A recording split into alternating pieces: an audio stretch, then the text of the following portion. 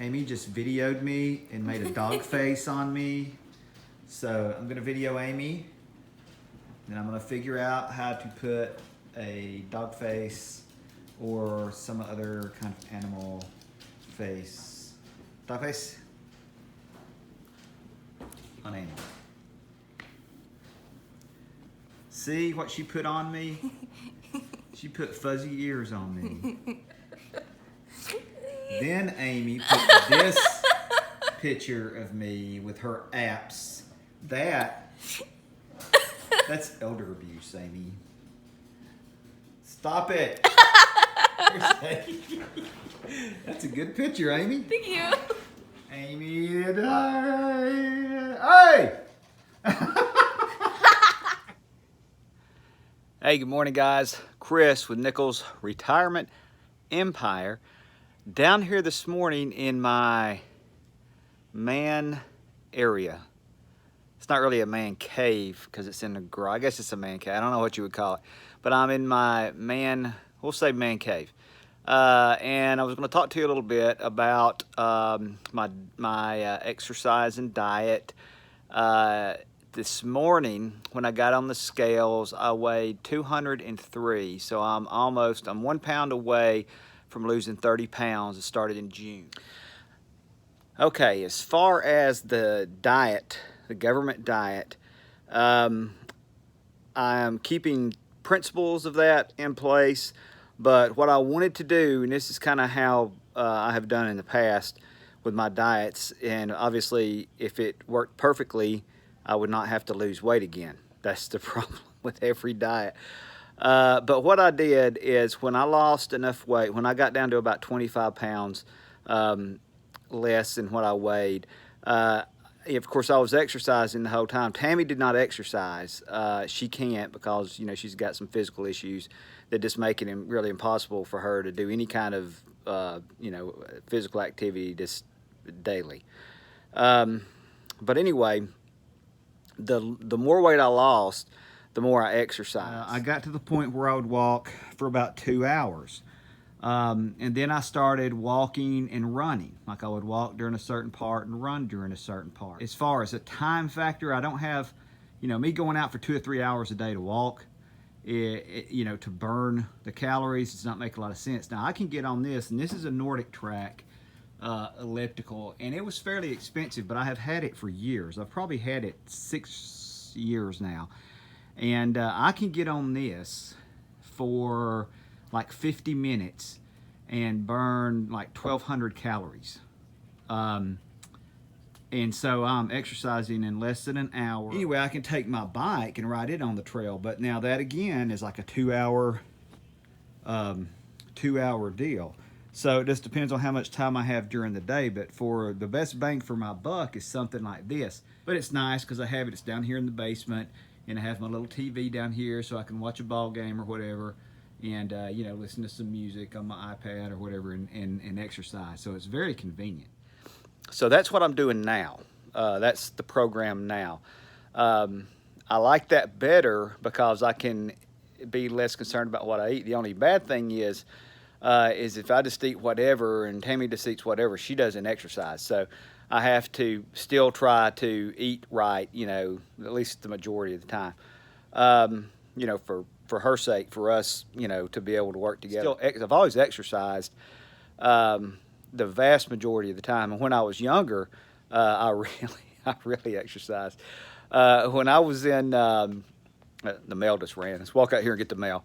But when I was, just got out of college, me and the other guys that I worked with, the coaches, we were all young. Oh, wait, we have a visitor. We have a visitor on Nichols Retirement. Wait, Amy. I'm not a visitor. Come on. I live here. Let's go. No, I mean, you're visiting me on my video. I'm not. You want to say anything? Yes. Hello. You smile. We're smiling. Where you going? Open this door. You gonna eat? Need my help? There you go. Enjoy your food. Hello. Bye. Bye. How was class? Very, very boring. I'm sorry. She has, they're all out of school this week for the high school, but she has a college class because she has a Move On When Ready program, so she had to go to class. So she's mad. We all lifted weights. And the deal was, we couldn't just work out, you know, like normal people. We had, we had to just like try to number one, we had to try to outdo each other. And number two, we wanted to outdo the kids. And that was a big deal too, because if you were going to be a coach and you wanted the kids to listen to you and you wanted the kids to kind of be in, for lack of a better word, in awe of you and your abilities, you know, you had to be able to go in the weight room and, you know, be really strong. So here I am, right out of college, still young enough to be, you know, to want to compete in here with all these other guys, and we would just kill each other. We would be in there, and, you know, you would be bench pressing or whatever, and it would just be like, ah, you know, you're just about to die. I mean, and you're like just risking everything, you know, trying to lift the greatest weight you could, and we were a lot stronger than the kids because we were men, you know, and we worked out harder than they did. There was a fight, you know, between two kids on the football field. You wanted to be able to grab one with one arm and jerk him totally up in the air by his shoulder pads off the other kid. Just grab him and just stop, you know, pick him up in the air, and they'd just be like, oh my God, this guy's so strong. So that's the kind of thing that we aimed for. I was not the strongest one. There was a couple other guys, and I mean, they would just, it didn't matter how much I lifted, how hard I tried. I could never beat those guys. I could never lift more than them. But I wanted to lift a lot. So that's what I did. Football season was over, and we were trying to get some middle school kids to come in and work out, you know, before they got into high school. So we talked them into it. We had about 12 or 15, you know, upcoming freshmen. And so it's after school, because they had to come after school. We were all, you know, working out, me and the other coaches. There's Amy. Amy spotting. There's an Amy. We got Amy. Amy sighting. We got an Amy sighting. Amy. Oh, that was exciting, an Amy sighting. But anyway, we were all working out, and we had those freshmen, upcoming freshmen in there. And so it was my turn to lift, and we were bench pressing, which is where you lay on your back, you know, and you lift up, you know, from your back. So I was lifting, and it was pretty heavy. It wasn't like super heavy, but it was heavy.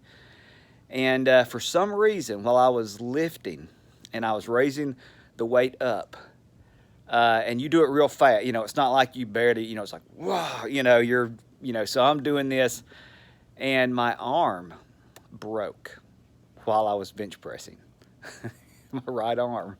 And so I was lifting this weight up, and you could hear my arm. It sounded like somebody took a broom and, you know, like laid it across something and stomped it with their foot and broke it, a broomstick. That's what it sounded. I mean, it went pop like that. And, of course, I'm in the process of doing this, so I'm concentrating on what I'm doing. All of a sudden, you hear something pow in your ear, and I look, you know, and my arm's broke. Of course, I'm trying to, you know, lift it, and the other guys grabbed it. Of course, you got a guy that stands right over you, you know, while you're doing this to make sure for something like that you don't get hurt. So I broke my arm right in half. Everybody in the weight room was like, oh my God, I can't believe you, how much weight was that? You know, and all this, and it wasn't that much. It was just my arm broke. Apparently I'd, you know, injured it before, and it was weak. So anyway, it breaks, and the other coaches were just, Amy sighting. Amy says, it's like Bigfoot. It's like a Bigfoot sighting, except it's Amy. Amy! That's a rare sight to see Amy in the house. So I have to take advantage of it when I see it. But anyway, so my arm breaks dramatically in front of everybody. And everybody's like, oh. Of course, I was screaming and hollering because my arm just broke and it hurt. And so all those kids that we so desperately wanted to get in there lifting weights so that they could get strong and play football so that we could not lose every single game like we did that year. Next year, we wanted to win some games. So we got to get these young kids in there working out. We were so excited about, man, we finally got these young kids in here. We're going to do it, you know, and then I break my arm. Every kid in there, how many of them came back the next day? It scared them to death. I don't want to lift weights. You see what happened to that guy's arm? It just ruined it. It ruined the whole thing, and it ruined my arm. I have to be careful. When I'm working out and I'm getting on the elliptical and I'm getting on my bike, I still, yeah, you know, it's like you want to go do more the next day. So there needs to be a limit. About 50 minutes to an hour on this thing, I think, is my limit, because I actually lose weight almost no matter what I eat when I do that. So that's good. 50 minutes here, I can have some chicken wings. 50 minutes here, banana pudding. 50 minutes here, some kind of dessert instead of going without dessert all week. You know, I can have a Coke once or twice. You know, it's a trade-off, and I'm glad to get this 50 minutes down here and sweat like crazy. Look, I'm sweating. I'm not even doing it. I'm just talking. Just talking about working out. It's making me sweat. So, I'm going to work out. That's why I haven't been on the trail as much, so you guys know. I am going to get on the trail some more when the leaves start changing. I want to try to get out on the trail for you and do some stories there. But anyway, Nichols Retirement Empire. Have a good day. Don't forget to subscribe. Don't forget to watch my wife's channel, Collar Valley Cooks. We got some news coming up on that front. Some news that I will be involved in here pretty soon. So anyway, have a good day. Nichols Retirement Empire. Retire if you can. See ya.